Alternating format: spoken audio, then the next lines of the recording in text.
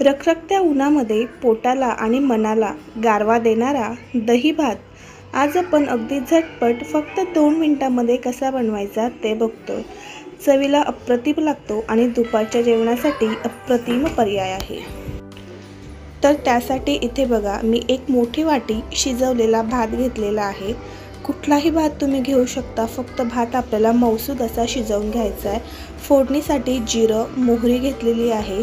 त्याचबरोबर अर्धी वाटी दूध घेतलेलं आहे, 1 वाटी दही घ्यायचं आहे, 1 चमचा कट करून घेतलेला लसूण घेतलाय, कढीपत्ता घेतलेला आहे आणि लाल सुकी मिरची घेतलेली आहे।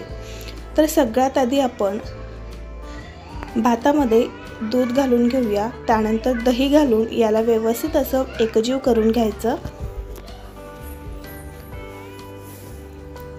उन्हाळ्यामध्ये फारसं जेवावंसं वाटत नाही, हलकं हलकं काहीतरी खावंसं वाटत असेल तर दुपारच्या जेवणासाठी हा दही भात एक अप्रतिम पर्याय आहे।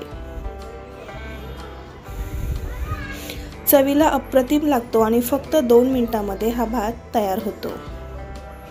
आता याला आपण मस्त चुरचुरीत फोडणी देऊ। त्यासाठी पॅनमध्ये 2 चमचे तूप घातलेलं आहे। तूप गरम झालं की मोहरी घालायची, मोहरी छान तडतडली की जिरं घालायचं आहे, कढीपत्ता घालायचा, त्यानंतर बारीक चिरलेला लसूण घालायचा,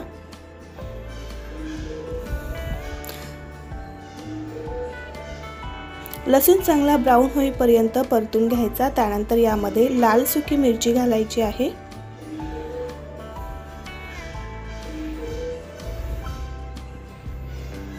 आता हा मस्त गरमागरम चुरचुरीत तडका आपण आपल्या या दही भातावर देऊया।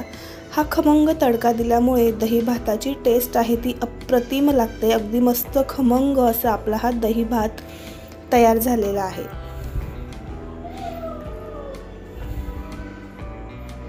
तर या पद्धतीने हा दही भात तुम्ही सुद्धा नक्की ट्राय करून बघा।